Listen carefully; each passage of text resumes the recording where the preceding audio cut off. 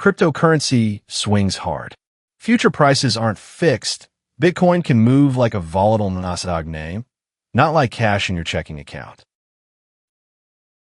So we ask the obvious question, who would actually spend something this jumpy as everyday money, say, to buy a Durla 4.50 coffee? Today's topic, stablecoins, is the technology built to solve exactly that problem. Some designs worked.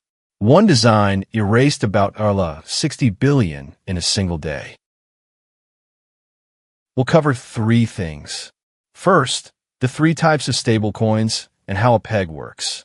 Second, the real-world lesson from UST's collapse. Third, DeFi and smart contract risk. By the end, you should be able to ask yourself, is this stablecoin actually safe or just marketed as safe? There are three kinds of stablecoins. The first is generally the safest. The third is the most dangerous. First, cash-collateralized. One USDC is meant to be backed by roughly $1 held in banks and short-term treasuries. Circle publishes attestations. The SEC and other U.S. regulators watch this space closely. Outside of bank or reserve failures, the residual risk is relatively low compared with the alternatives. Second, crypto-collateralized. Take DAI. To mint one DAI, you typically lock about 1.50 worth of crypto first. Put up to 1,500 Bitcoin as collateral, and you might borrow roughly 1,000 of DAI. That extra buffer is the point, over-collateralization against volatility. Third, algorithmic. This is the riskiest. No cash pile. No Bitcoin both. A math formula is supposed to defend the dollar peg. If the formula holds, great. In practice, it often hasn't. In 2022, UST was exactly that design. When the formula broke, about 60 billion vanished in a day. Let's unpack why. A peg is simple. The stablecoin is supposed to stick tightly to 1.00, like a sticker price that shouldn't wander. Looking at the Ethereum daily on screen, USDC is backed by dollar reserves, so it usually trades near 1.00. Even if it briefly prints to 1.01 in the market, it tends to snap back because authorized institutions can redeem one USDC for $1. That redemption promise is what holds the peg. UST said 1 on the label too, until one day it traded near below 0.80. What signal is that? It means people no longer believe this coin is really worth $1. When trust cracks, the peg follows. Once a peg breaks, confidence can collapse in hours.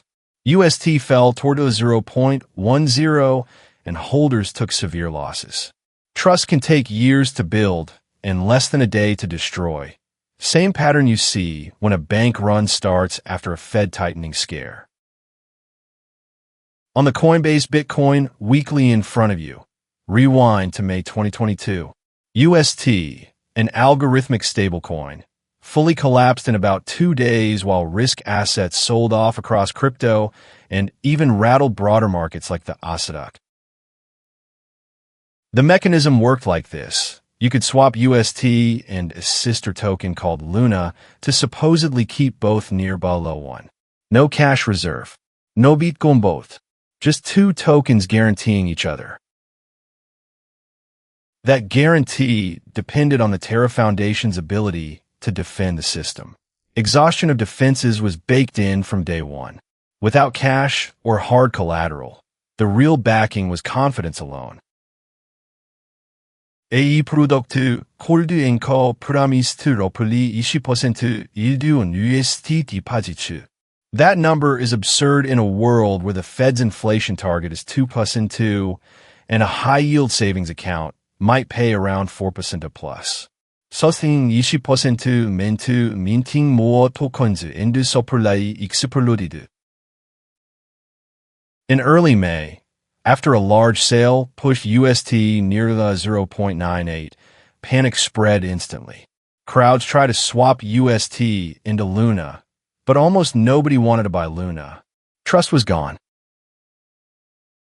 Luna crashed from roughly 80 to 100 early that made toward fractions of a cent by mid-month.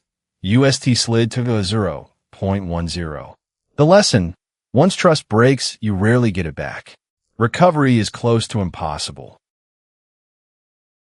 Look at the Bitcoin perpetual daily on screen. DeFi means decentralized finance, crypto-native lending, and earning without a traditional bank branch. How does a normal U.S. bank make money? You deposit $10,000. The bank might lend near 8% and pay you maybe 0.45% at a brick-and-mortar savings rate. Online high yield can be higher, but the bank still keeps a fat slice. That spread is the bank's profit. Most of the yield stays with the intermediary. DeFi cuts out the middleman. Smart contracts, auto-executing code, take the bank's place. 유 디파지트 원 이더리움, A 보로 포스트 about 1.5 이더리움 모브, 컬레터렐 엔드 보로즈, say 0.5 USDC. Heavy over-collateralization exists because crypto prices swing like high-bank names, not like cash. How is interest split? 보로 페이지 8% 그러면 you might on about 7.5% and the protocol keeps 0.5%. More transparent than a bank quietly pocketing nearly the whole spread. But the risk is real. If the collateral crashes 30% to overnight, the code can sell it to cover the loan. That's liquidation. Dumps. Everyone gets liquidated together. Too many sellers, not enough buyers. Price falls further, liquidations cascade, and the whole system can seize up. Follow along on the Coinbase Bitcoin Daily. DeFi runs every transfer through auto-executing code, smart contracts. Once deployed on-chain, nobody can quietly patch it. If there's a flaw, the market finds it. Two main risks. First, code bugs. If a developer miswrites the collateral math, the protocol can pay the wrong interest or misread collateral value. Attackers then drain assets through that error. In 2023 alone, multiple DeFi protocols lost millions to bugs. One well-known incident was on the order of about 9 million stolen when an attacker exploited faulty logic. After the fact, recovery is usually impossible. Second, flash loan attacks. In DeFi, you can borrow a huge sum for a single block. On Ethereum, roughly 12 seconds, paying only a fee. If you repay inside that window, the trade settles. If you don't, the whole transaction rolls back. Clever design and a weapon. Attackers abuse it. Borrow up 50 million, shove a market price down for a moment, drain underpriced asset from another protocol, then repay the loan. Everything finishes in 12 seconds, so older systems struggle to detect it. Price Oracle checks and insurance funds help now, but new attack patterns keep appearing. Stay cautious. Wrapping up on the Ethereum Daily, 3 stablecoin types. Cash-backed, USDC, USDT, crypto-backed, DI, algorithmic, designs like UST that blew up. Avoid the last category. DeFi tries to democratize finance by replacing bank intermediaries with code. Yield can look high. In exchange, you always face code bugs, collateral liquidations, and smart contract hacks. Before you deposit anything, check 3 things. First, did a reputable external auditor, CertiK, Trail of Bits, and similar firms review the contracts? Second, does the protocol hold a loss-absorbing or insurance fund? Third, at what percentage drop in your collateral, save them? Do you get force liquidated? Read the docs. Crypto can be a huge opportunity and an extreme risk at the same time. High advertised yield is usually a high-risk signal. Think of it the way a 20% to savings account would look next to the Fed's 2% to inflation target. Use only money you can afford to lose, often framed as well under 10% of total net worth for speculative crypto. This lesson is educational only, not investment advice. Before any live trade, verify each protocol's latest status yourself. Every loss is your responsibility. Thank you. Next time we'll cover halving cycles, market cycles, and volatility risk.